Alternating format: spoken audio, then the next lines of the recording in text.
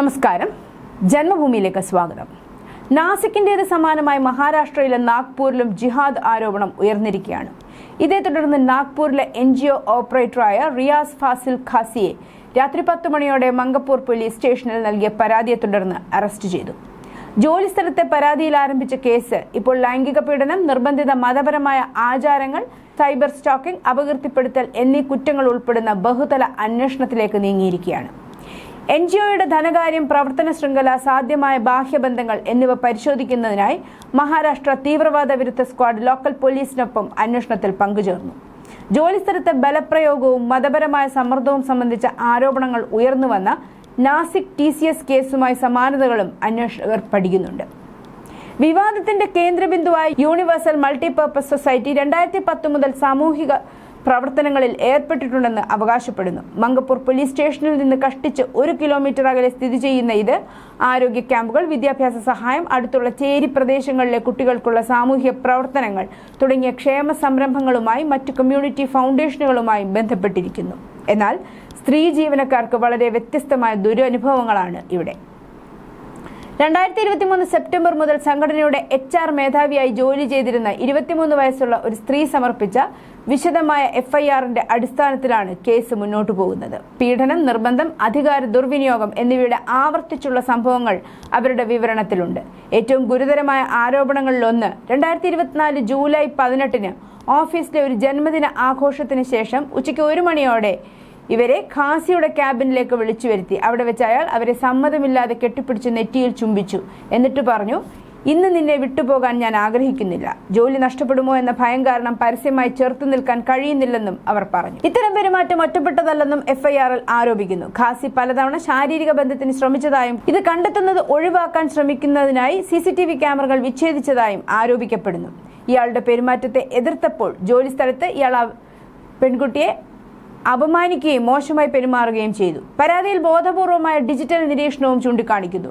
വനിതാ ജീവനക്കാരുടെയും വോളണ്ടിയർമാരുടെയും നീക്കങ്ങളും ഓൺലൈൻ പ്രവർത്തനങ്ങളും ട്രാക്ക് ചെയ്യുന്നതിനായി പ്രതി തന്റെയും പരാതിക്കാരന്റെയും പേരുകൾ സംയോജിപ്പിച്ച് ഒരു വ്യാജ Instagram അക്കൗണ്ട് സൃഷ്ടിച്ചു. ഫീൽഡ് വർക്കിനിടെ ശരീരം മുഴുവൻ മൂടുന്ന വസ്ത്രം ധരിക്കാനും പ്രത്യേക ഇസ്ലാമിക പ്രാർത്ഥനകൾ ചൊല്ലാനും നിർബന്ധിതയാക്കിയെന്നാണ് റിപ്പോർട്ട്.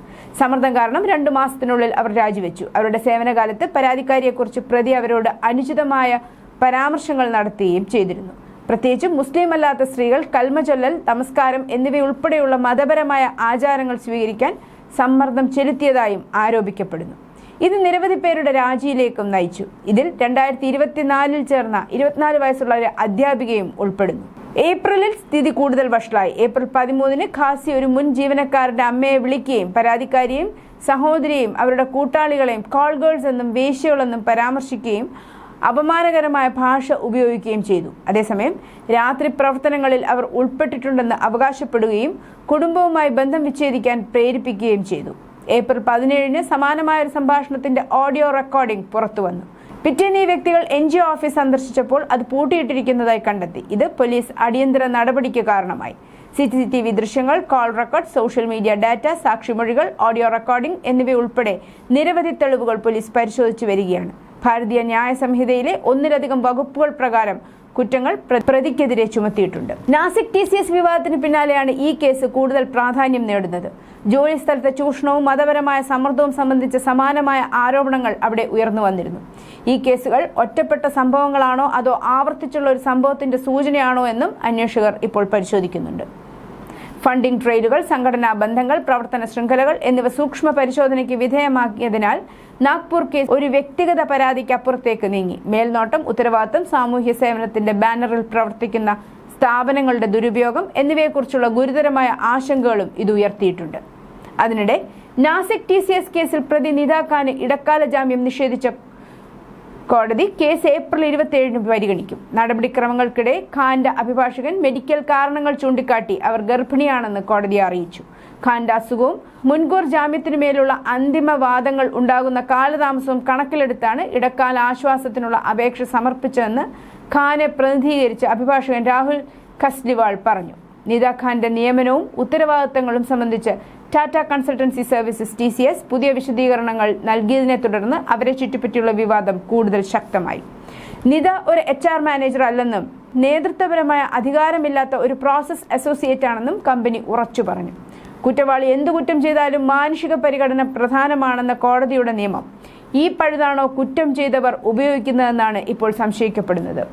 കോടതിയുടെ ജാമ്യത്തിനു വേണ്ടി കുറ്റവാളികൾ ഉപയോഗിക്കുന്ന കോടതി പഴുതാണോ ഇവിടെയും ഉപയോഗിക്കുന്നത്? എന്തായാലും നിദ ഖാന്റെ ജാമ്യാപേക്ഷ തിങ്കളാഴ്ച പരിഗണിച്ചപ്പോൾ ഗർഭിണിയാണെന്ന മെഡിക്കൽ കണ്ടീഷനിൽ ജാമ്യം വേണമെന്ന് നിദ ഖാന്റെ അഭിഭാഷകൻ വാദിച്ചപ്പോൾ ഇവർ ടൂറ് പോയ ഫോട്ടോഗ്രാഫുകൾ കോടതിയെ കാണിച്ചാണ് പ്രോസിക്യൂഷൻ ഇവരുടെ ജാമ്യം നിഷേധിക്കാൻ ആവശ്യപ്പെട്ടത്.